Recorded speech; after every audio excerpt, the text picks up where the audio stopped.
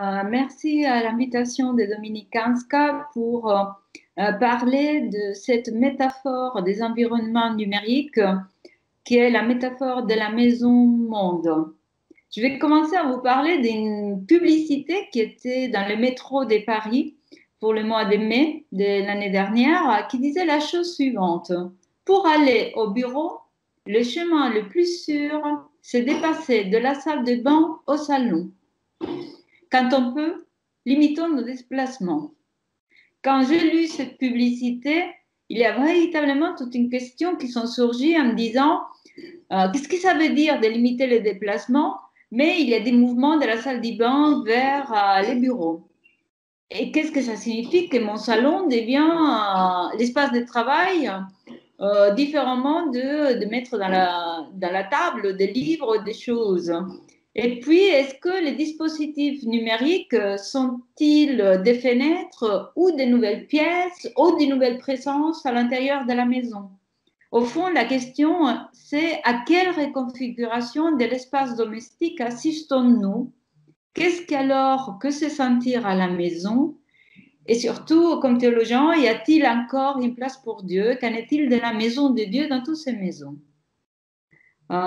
L'hypothèse que je voudrais dans cette conférence, et pour en discuter aussi, c'est de dire quelle est l'expérience environnement numérique et si elle est de l'ordre domestique. C'est très clair que théologiquement, dans le langage scripturaire, les mots hébreux, bet, baït, ou en grec, oikos, oikia, désignent toujours l'habitation de l'homme et de Dieu. Et la maison, elle est comprise théologiquement comme un réseau relationnel, comme une occasion d'apprentissage, de conversion, de présence.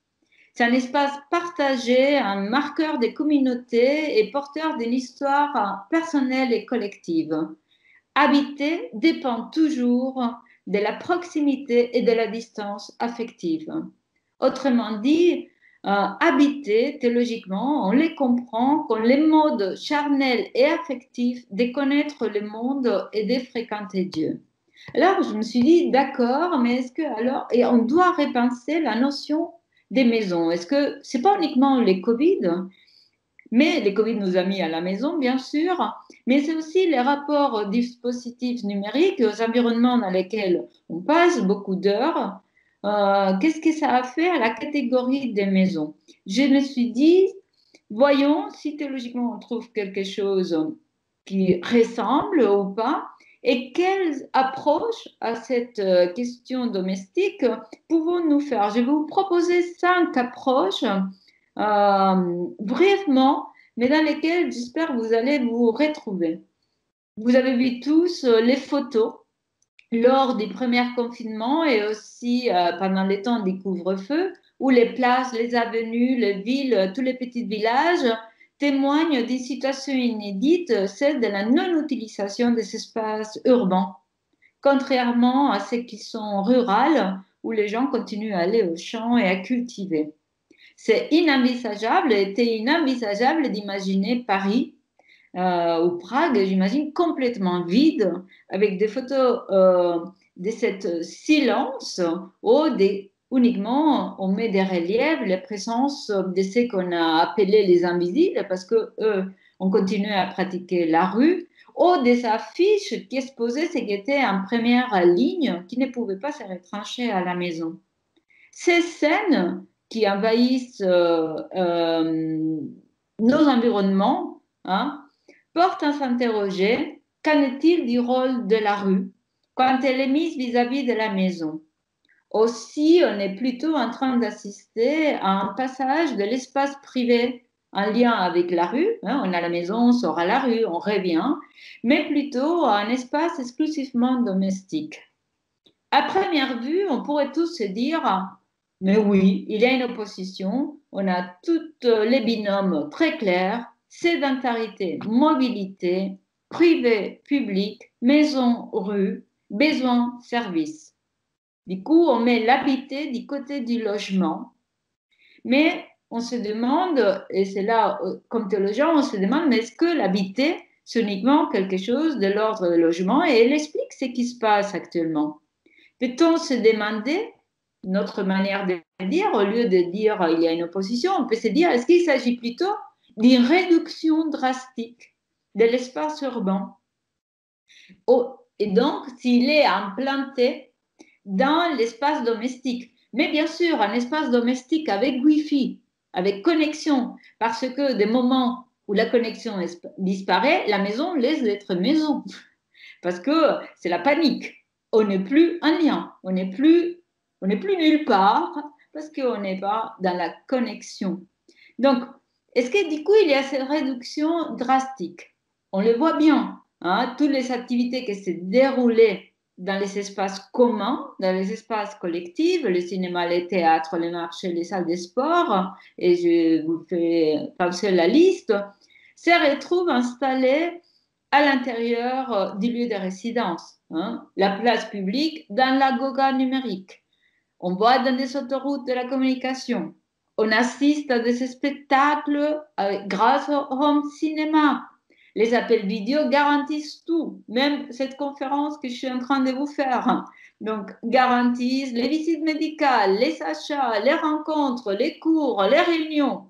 C'est magnifique. Mais est-ce que cette réduction drastique des activités qui s'est déroulée à l'extérieur, au fond, il n'y a pas ni opposition ni réduction, mais implantation de quelque chose qui était déjà là.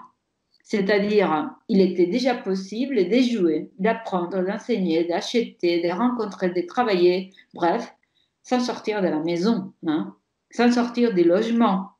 Et du coup, on peut se dire, il n'y a pas de passage, on est en train d'expérimenter d'une manière large, collectivement, ce qu'on avait déjà mis en place. Vous voyez que cette typologie des relations entre la rue et la maison, qui opposent l'un et l'autre, ou qui disent la réduction de la rue au profit de la maison, l'implantation des activités extérieures dans l'intérieur domestique, vont interroger, comme je vous disais, la notion d'espace vécu, et pas uniquement les rapports intimes à toutes ces activités. Hein. Cependant, vous allez me dire, c'est très bien, mais il y a quelque chose d'autre qui se passe. Il n'y a pas de passage, on en convient, mais ce qu'il y a, c'est une désorientation qu'on peut appeler temporelle et spatiale. Vous allez me dire, on est confus, on pense d'être ailleurs, mais on est quand même entre les quatre murs, on l'a vu tous.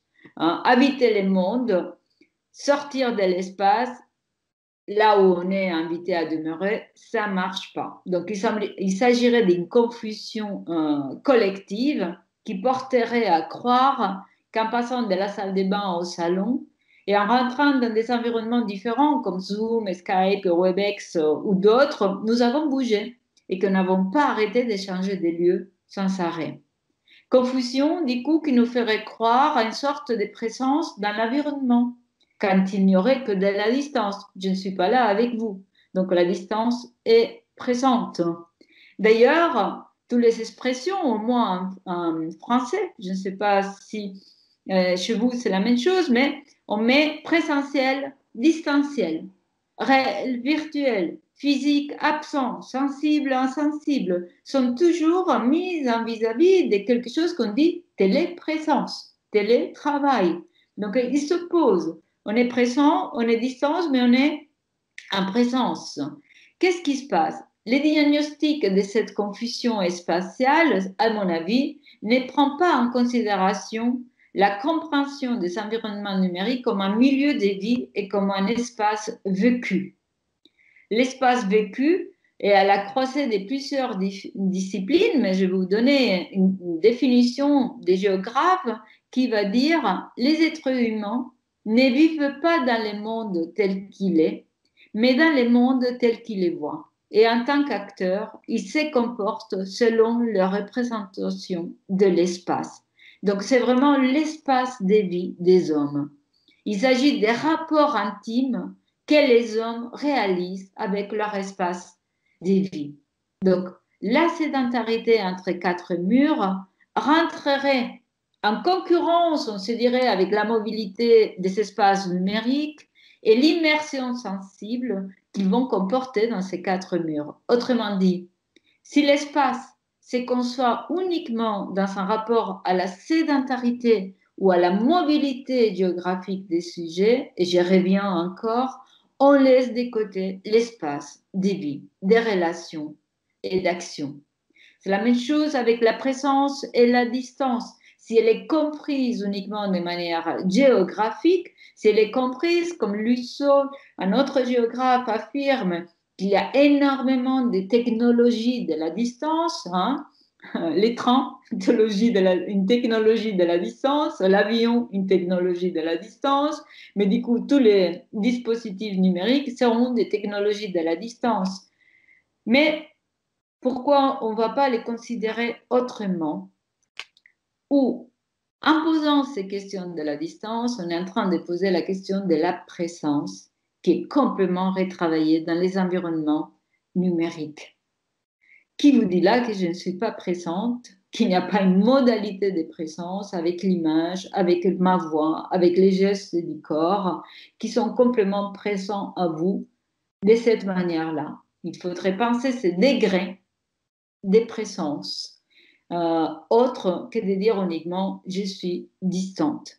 Cette confusion spatiale entre présence et distance, entre un lieu, une topologie et un espace vécu, et j'y reviens encore, fait fi d'une conception de l'homme rattaché aux espaces. L'espace est vécu comme un monde d'objets à partir duquel nous agissons, nous nous orientons, mais il n'est pas vécu comme un espace où nous vivrons, où nous accordons avec l'espace, où on écoute sa résonance. Je vous invite à lire un des dernières de Hartmut Rosa sur la résonance du monde, où on n'écoute plus le monde, on ne l'habite pas, on ne sait pas qu'il est là. Donc ça dépend vraiment, cette distance à la main.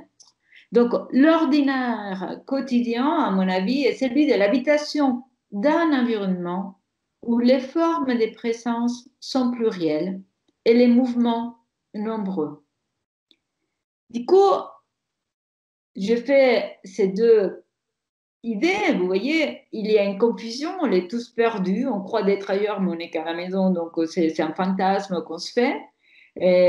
Où il n'y a que la distance géographique, donc personne n'est présent là, où on est dans une position radicale de binôme. Je vais vous proposer quelque chose d'autre en se disant, est-ce que dans cette troisième direction envisagée, est-ce qu'on ne peut pas se dire qu'il y a une extension des pièces de la maison par les dispositifs numériques? Là, je me mets d'un autre côté, on a pu se dire, à travers les écrans, ils sont comme une sorte de fenêtres pour nous faire voir d'autres mondes, un peu comme c'était ou les cinémas ou la télé. On est face à des fenêtres. Mais du coup, nous ne serions pas seulement en lien avec des objets, mais dans une maison avec plusieurs ambiances. Qu'est-ce que je veux dire là? En disant, si ce n'est pas une fenêtre, qu'est-ce que c'est cet espace? Si je ne rentre pas dans cet environnement uniquement pour voir des choses, mais si j'y suis, si je suis présente même avec d'autres, de quoi s'agit-il? Est-ce que c'est un lieu? Est-ce que c'est une ambiance? Et vous voyez que les ambiances sont complètement différentes. L'ambiance de la salle des bains, ce n'est pas celle du couloir, hein. Mais il est très clair que l'ambiance de prendre l'apéro avec des amis sur Skype ou de faire une réunion chez Zoom ou de fréquenter les groupes Teams de Microsoft, c'est des ambiances complètement différentes. Dans ces chambres, en plus, dans la maison, il n'est pas question pour moi de voir quelque chose, mais de vivre quelque chose. Les espaces sont toujours pensés par rapport à l'action. Vous allez me dire, dans la cuisine, on cuisine, dans la chambre à coucher, on dort, dans le salon, on mange. Mais vous voyez que ces activités sont toujours logées dans d'autres espaces. On peut dormir dans les sofas du salon, on peut manger dans sa chambre. Ces activités telles que manger, dormir, cuire, se laver, peuvent être logées dans des espaces différents. Du coup, toutes les autres activités qu'on a dit, enseigner, acheter, regarder des films, faire du sport sans loger hein, dans d'autres lieux. Ils ne dépendent pas d'un espace physique comme tel. Notre conception, du coup, de l'environnement, vous verrez bien qu'il est informé par deux textes, par deux penseurs, Leo Spitzer, qui dit que l'environnement peut être considéré comme une atmosphère, donc il préfère dire ambiance parce que ce n'est pas autour, mais des deux côtés. Ambire, donc ce qui embrasse, ce qui prend dans les bras, ce qui entoure, mais vous voyez, c'est un tour, pas uniquement qui entoure, mais qui prend. C'est pour ambiance. Mais aussi celle de Jacob von Schull, qui est plutôt, il va nous dire que l'environnement, ce qui entoure, est un mode perceptif du monde et un mode opératif du monde. Et tous les deux, c'est un environnement. Donc, vous me direz, comment tu te situes par rapport à ce texte fameux de Heidegger sur habiter et penser? Je peux vous dire que c'est que la question qui se pose, c'est les rapports avec les sols et la terre. Est-ce que c'est un rapport déterminant de l'habiter, du milieu? Est-ce que c'est un rapport déterminant de l'agencement de relations? Là, je ne suis pas résolue sur la réponse parce qu'il y a de la terre partout, il y a des sols, même dans une maison, des espaces numériques, comme je suis en train de vous proposer. Mais la question là, c'est de dire, OK, il y a des chambres en plus. Ce n'est pas que des fenêtres. C'est des ambiances parce qu'on y rentre, on est entouré. Parce que quand on passe une réunion à avoir des amis, même la maison, la pièce dans laquelle on est se transforme, on n'est pas la même pièce. Hein. Et parfois, je ne sais pas si ça vous est arrivé, je suis en train de parler avec quelqu'un et si la personne ne m'entend pas, je fais physiquement les mouvements, je m'approche de mon écran pour dire est-ce que tu m'entends? Donc la présence de l'autre, pour moi, elle est complètement là et même moi, j'y suis dans un mouvement corporel qui presque toucherait les personnes avec qui je suis. Et parfois, quand je sors des réunions, ça laisse un halo, hein, ces réunions, une ambiance qui a changé complètement le lieu où j'ai passé ma journée assise et où je ne peux plus presque marcher. Pourtant, je n'ai pas arrêté. Ou même, on fait un séminaire et on change. Hein, on est sur Zoom et on rapatrie tout en courant, on se met sur Webex et on n'a pas arrêté de changer d'espace et de décoration des espaces et d'ambiance dans laquelle on est. Et là, vous me dites, oui, mais les sols, il est toujours les sols de la pièce. Oui, mais tous les rapports agencés, tous les espaces vécus ne sont pas dans ce sol-là. Toutes les relations établies, toutes les paroles dites sont au-delà de cela. Un architecte, mais il y en a beaucoup, j'ai choisi Eisenman, qui va nous dire, dans l'architecture, et ce qui m'intéressait, c'est les changements des paradigmes mécaniques au paradigme électronique. Il va dire, dans les paradigmes mécaniques, la maison était les quatre murs et ça protégeait. Et il va dire, dans l'ère électronique, lui parle de la télé, mais il dit, si je vois les bombardements de Bagdad, les quatre murs ont changé. Pas uniquement parce que les quatre murs ont changé, parce que j'étais choquée par les images terribles que j'ai vues, etc. Mais parce qu'il va nous dire, il y a un état et un effet affectif sur la considération de ce qui est réel entre les quatre murs. Donc, ce n'est pas uniquement ce qui nous anesthésie, ce que les images nous portent à choc ou pas, on peut le voir. On n'est pas là. Je ne parle pas de l'impact des images. On parle de l'interface sensible entre les sujets et les murs de la maison. Donc, les interfaces, du coup, maintenant, qui nous environnent, sont complètement multiples. Donc, si ce qui est changé est l'interface sensible qui va demander des sens affectifs, pas uniquement la vue, mais la voix, l'ouïe, les toucher quand on est en train d'écrire, même parfois un peu les goûts de ce qui vient d'arriver, hein.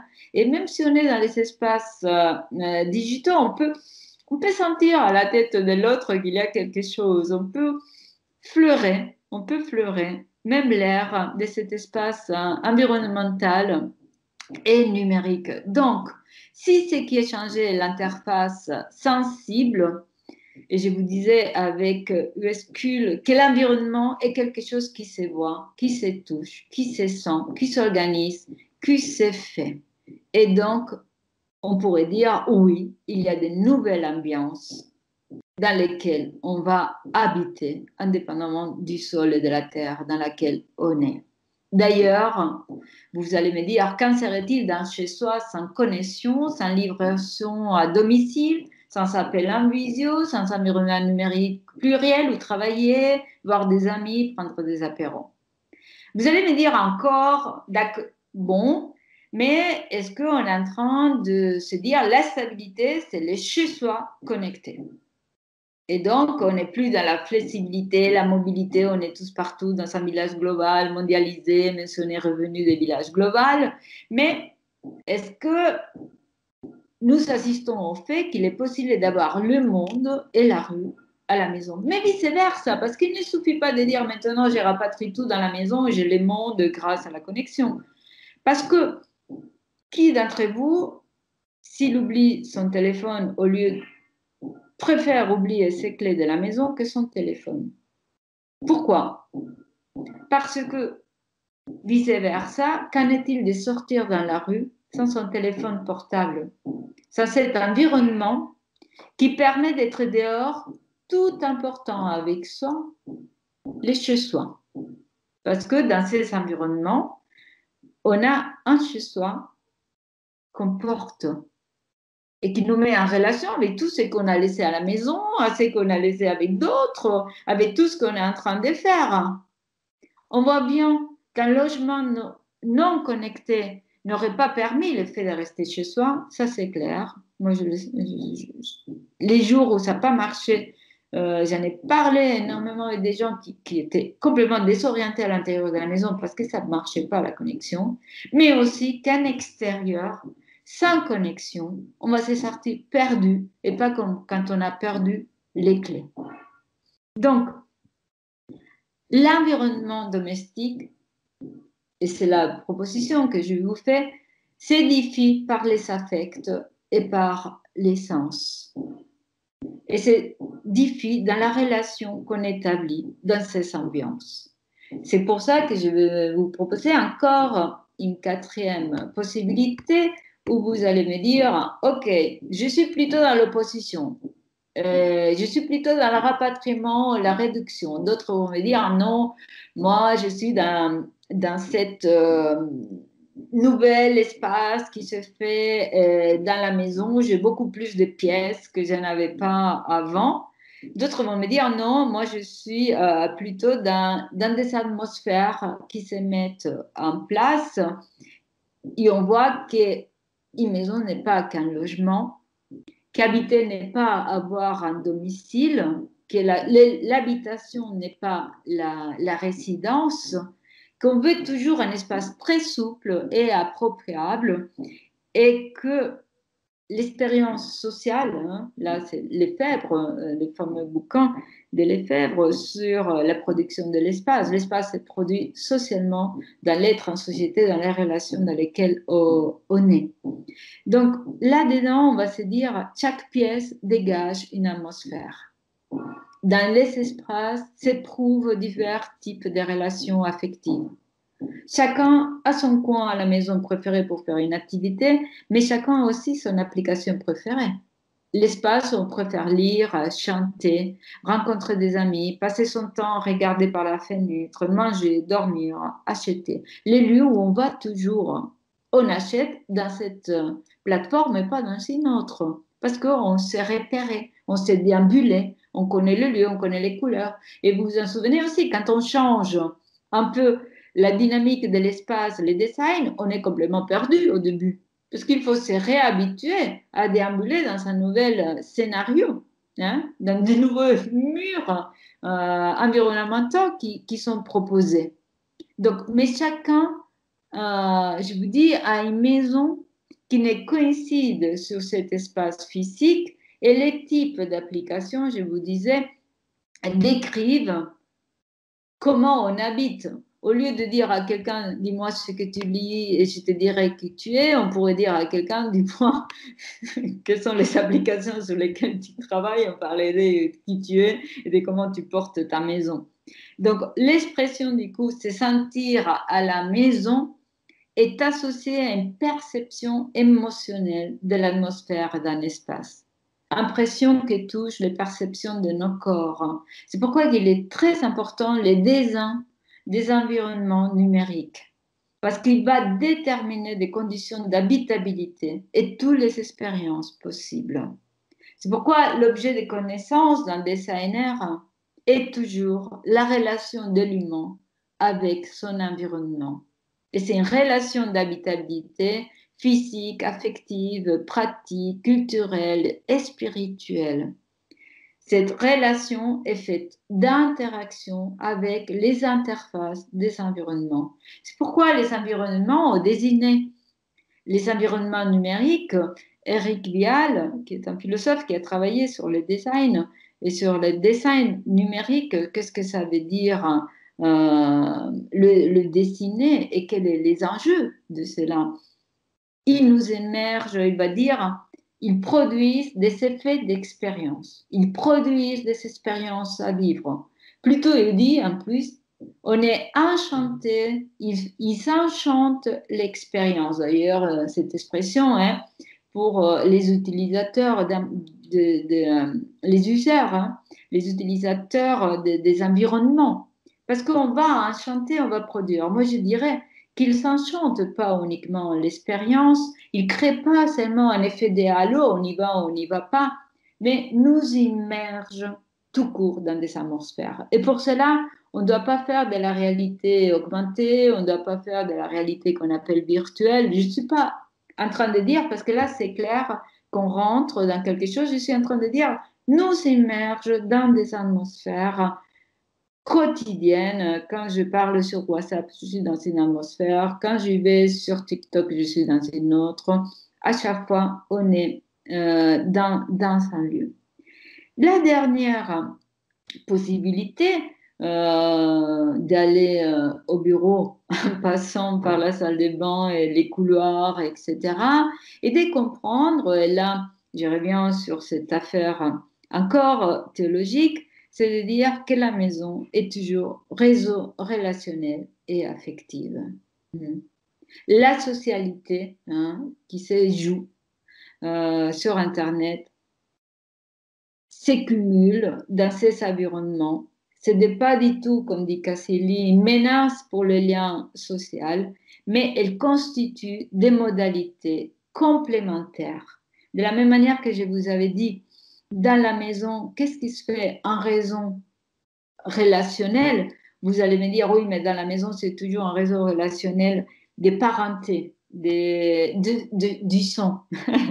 Là, la maison que je propose comme métaphore domestique, ce n'est pas un lieu du sang parental, mais crée une fraternité, entre guillemets, autre, des relations autres qui se mettent à tous les niveaux des parentés. Vous vous en souvenez, à une époque, Facebook, on distinguait les niveaux des cercles des parentés avec les uns et les autres, les amis, la famille, les amis plus intimes, les autres moins intimes. Et il y avait tous ces cercles de dégradation, comme si les centres, et puis des réseaux qui se mettaient en place.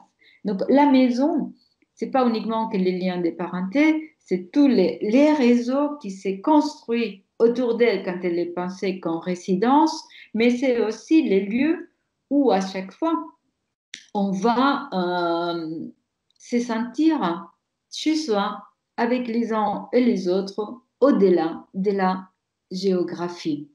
Donc, pour conclure de ces 5 possibilités pour commenter cette première phrase, pour aller au bureau, le chemin le plus sûr, c'est de passer de la salle des bains au salon. Et de cette, qu'en est-il de la maison? Qu'est-ce que c'est sentir? Vous avez vu que d'un côté, la maison devient monde, mais que le monde devient à son cours maison. Et qu'il y a une espèce d'habitation entre les deux, parce que j'habite à la maison considérée comme logement, mais cette maison, dans sa capacité de connexion, me met et fait que je mets toutes les activités là-dedans, et ces activités ne sont plus euh, déterminées par les espaces de la cuisine ou des salons ou de la salle des bains. On a fait énormément de choses dans une salle des bains comme on n'aurait pas imaginé. Hein. Donc, ces espaces remplissent la maison et vice-versa. Quand on sort, on porte sa maison avec soi.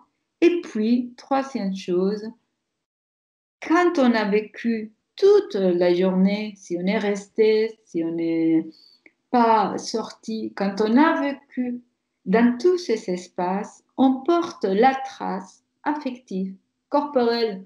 Vous me direz, oui, on ne peut plus marcher parce qu'on a passé toute la journée assis, mais on porte une trace, une impression affective et même corporelle de tous les gens qu'on a fréquentés, de tous les espaces qu'on a vécus, et on est fatigué comme si on avait parcouru des kilomètres et pas uniquement resté assis devant une caméra. Donc, merci encore de cette opportunité de vous parler. J'espère que la présence pourra se faire plus tard et je vous rencontrerai physiquement. Mais déjà, merci beaucoup et à très bientôt. Au revoir.